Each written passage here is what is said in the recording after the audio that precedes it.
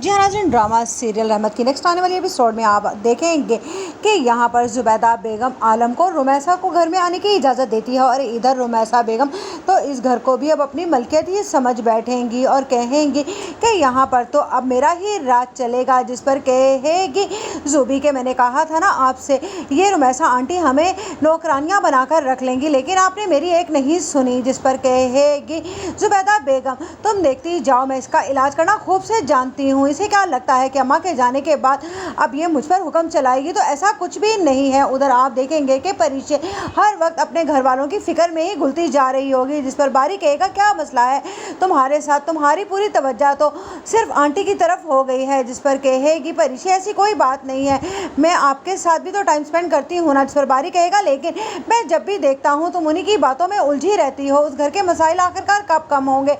उधर आप देखेंगे कि परिचे अपनी माँ से कहेगी कि मैं आपको इस हाल में नहीं छोड़ सकती। उन्होंने क्या किया है आपके साथ, देखा है, एक कोने में फेंक दिया है बाबा ने आपको और ज़ुबी को। जिस पर कहेगी ज़ुबैदा, तुम अपने घर की फिक्र करो, मैंने तुम्हें पहले भी समझाया था, तुम्हारे घर पर बहुत से लोगों की नकब है और ये बात मैं अच्छे से जानती हूँ। उधर आप देखेंगे कि अलीज़े आखिरकार आहिस्ता आहिस्ता करके कदम रखने लग जाएगी, जिसकी बहुत खुशी होगी अलमास बेगम को।